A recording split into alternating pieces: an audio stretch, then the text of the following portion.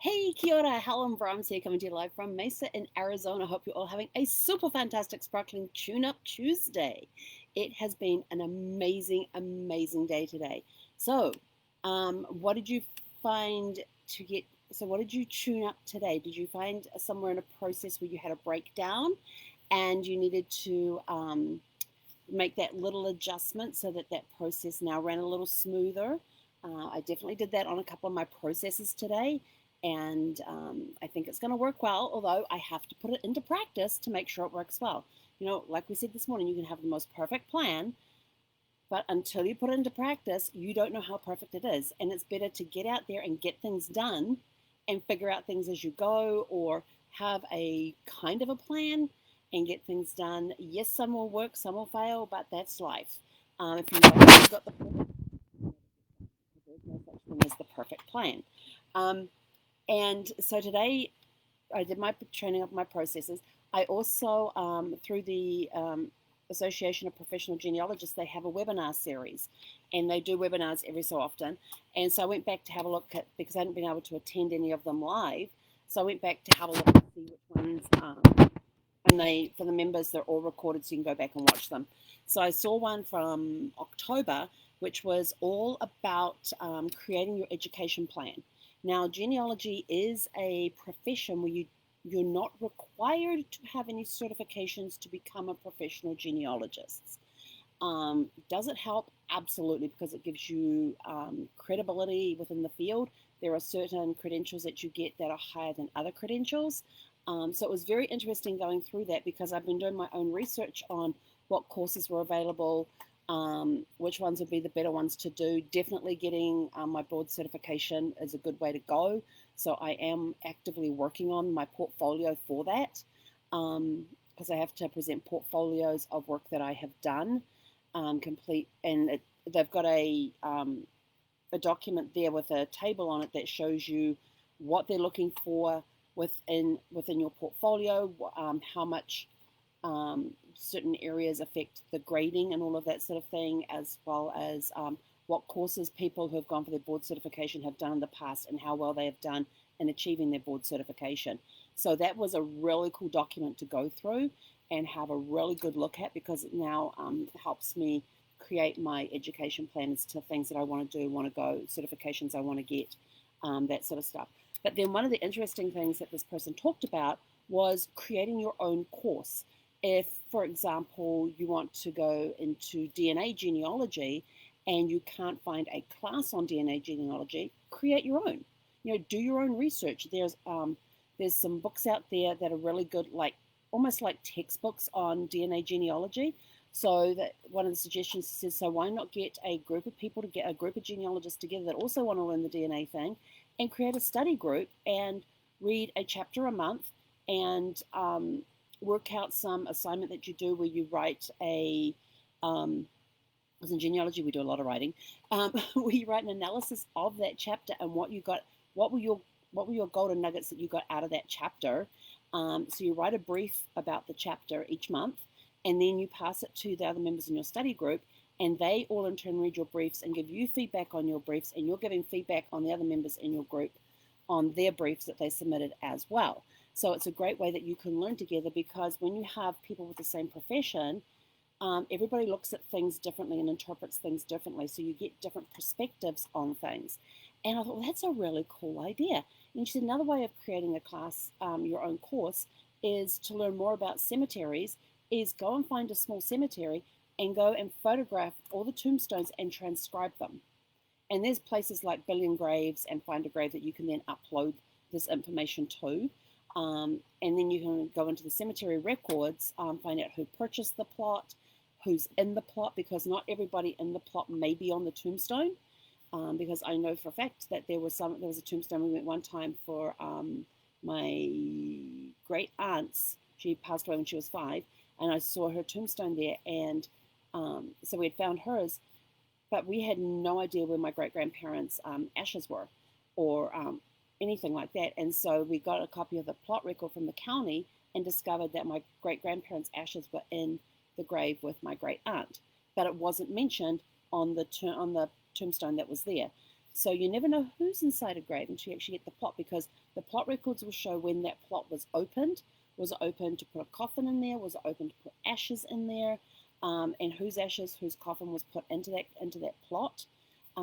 Because it may just have the last name on the tombstone, and you've got no idea who's in there. So that's when plot records can become very, very handy in knowing who's in the grave, when it was opened, how often it was opened, and things like that. Like there could be a baby that was stillborn that they actually named and everything else, but it didn't appear on the tombstone because it's a family plot, so it just has the last name, not everybody who's listed into that plot or that crypt. So it was, and then it was like, go and find 5 repositories that are new to you, places that you can use for resource that you haven't been to before. It could be a special collections area of a library in your area where they have some great books on history, some great books on genealogy for people based in that area. It could be going to the local Family History Society for that county or that state, going to the state archives and having a look and see what records they've got. But what it suddenly dawned on me is that it doesn't matter. In all professions, we can create our own courses. And one of the things that they had there, which I absolutely loved, because when I saw this, I thought, I have heard that idea before, and I have actually utilized that idea myself. And that was answer inquiries. So if people turn around to you and say, ask you a question over and over and over and over again, you're always getting the same questions over and over and over again. And this one, my friend Casey taught me years ago, and I have taught so many people this one.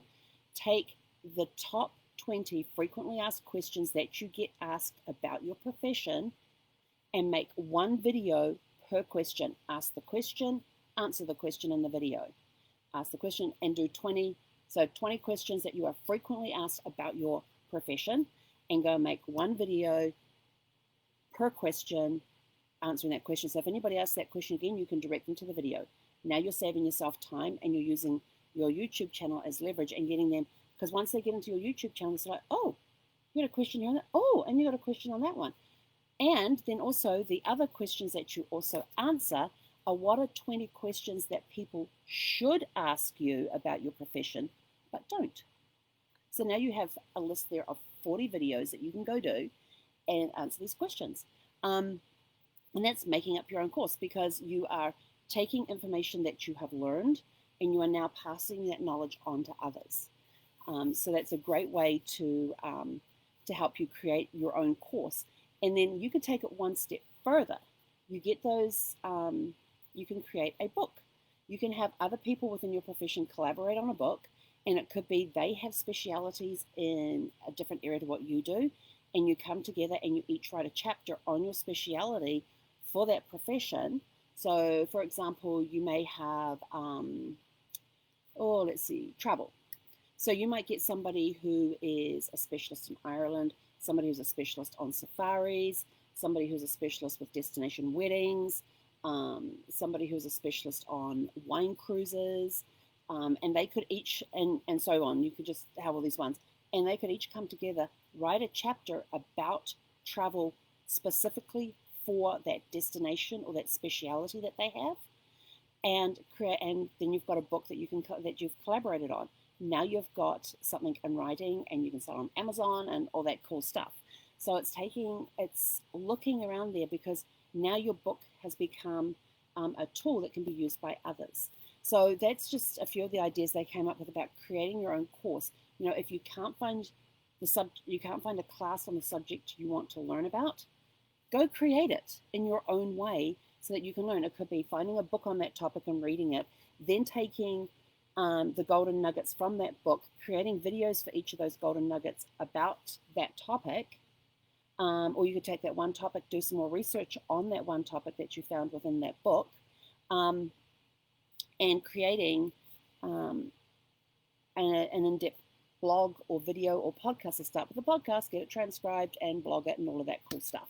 There's so many different ways that you can use things, and there's even information out there on how to utilize the same piece of information over and over again, and using different platforms, different methods, and all of that sort of stuff as well. So create your own courses, and I thought that was a really cool idea. So when you're looking at your profession and things, Some professions require that you have to do continuing education credits. To be a member of the Associated Professional Genealogists, we have to do a minimum of 12 hours a year, a minimum. And that could be an online class, it could be through a certification, it could be being if you are a lecturer, if you happen to be doing a presentation that year for a conference or a webinar or some sort of presentation that you're going to do where you're going to be on stage speaking anywhere from 60 minutes to 90 minutes, they consider that as doing your 12 hours because it's going to take you more than 12 hours to do the prep and the presentation and also deal with the follow-up afterwards as well. So that's considered your 12 hours if you are actually speaking. But, you know, they've got a whole list of things. There's online webinars, but you've got to, and you have to keep a log. You've got to keep a log of what you attended, when you attended it, what the topic was, who ran the presentation or the class, and how many hours you spent doing that. So I have my certification class on my list. I have this webinar now on my list, and I'm going to be adding more and more stuff to there. Even reading a book about your profession so it could be a book that's like a textbook, and they have a lot of recommended reading lists. And if you read something off that list, then that counts towards your continuing education. So if you have continuing education classes, then by all means take them because you have to earn the credits from those. But also look at what else can I do to go one step further. When you're in travel, you've got all those vendors that are available to you. All the cruise lines have their own online training classes so that you can become proficient in the cruise line. One of the things that you can also help become proficient after you've done those is then go experience the ship. Or if you've experienced the ship, then go do the online class.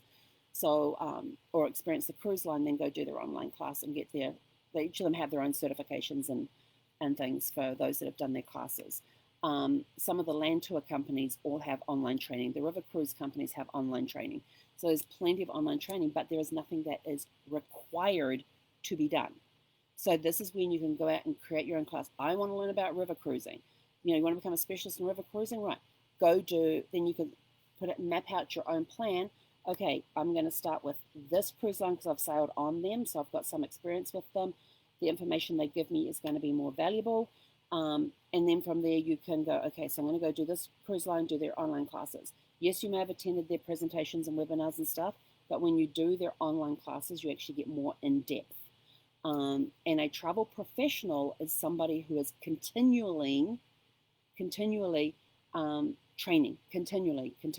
I mean, when I was doing travel full-time, I'm now doing it part-time, may go back to it full-time, I don't know yet, haven't decided. But when I was doing it full-time, I was constantly training. I was spending a minimum of an hour a day training, and it could be doing a module for a vendor, it could have been reading a trade magazine for that hour, it could have been researching a destination, going to the tourism board, like in New Zealand, we have New Zealand Tourism, going to their website and doing their online training classes. For Australia Tourism, going to their website and doing online training classes because they have online classes. Some countries have online training classes about their country specifically designed for travel professionals to go in there and learn more about that country, the different areas within, and it's not just the country as a whole, it then breaks them down into regions or states or territories, and then they can even get even smaller within those territories and states as well. So there's a lot of information out there. If you don't have a continuing education program for your profession, go create one. Sit down, what do I want to specialize in? What do I want to learn more about? And go and start making a plan, put at least 1 hour a week. Start with 1 hour a week in your calendar when that's going to be training time. It could be reading the trade magazine, a book about the trade. It could be doing a webinar somewhere along the way. It could be learning about something that a tool or learning more information from the vendors that you use. So there's different ways that you can do that to give yourself continuing education and increasing your knowledge. Don't just because, I'm a genealogist, I don't need to study anymore. Oh, like hell you do. Things are always changing in all professions. Things are constantly changing. There's rules and regulations that change. What are the latest rules and regulations for your profession? Are you up to date on those? Do you have to go and make some changes to contracts that you have? See, it's all part of the tune-up. Oh, there's a good one. Are your contracts up to date with the current rules and regulations for your profession? If not, let's get them updated. Anyway, rabbited on long enough. I've got a dog that needs a WALK. So go have a super fantastic sparkling. She looked up when I said that. She's learning to spell. So go have a super fantastic sparkling rest of your Tune Up Tuesday, and we will catch you tomorrow. Tomorrow is all about celebration in New Zealand. In New Zealand right now, it is my birthday, so I've got a 48-hour birthday going on. Tomorrow here in the States will be my birthday. I'm having a blast. I don't know, I haven't decided what, I thought I was going to have a nice quiet day until I looked at my calendar and went, okay, usually I don't block anything on my birthday, yet my calendar is almost full for the entire day. So, and one of them is an annual general meeting for the Association of Professional Genealogists, and we've got a 4-hour or 5-hour annual meeting along with a holiday party, which has all been done virtual. So that will be interesting. Somehow that ended up on my calendar. Maybe I wasn't paying attention to the dates when I registered. Who knows? But anyway, have a super fantastic sparkling evening, and we will catch you guys tomorrow for Winning Wednesday and my birthday celebration. He konera.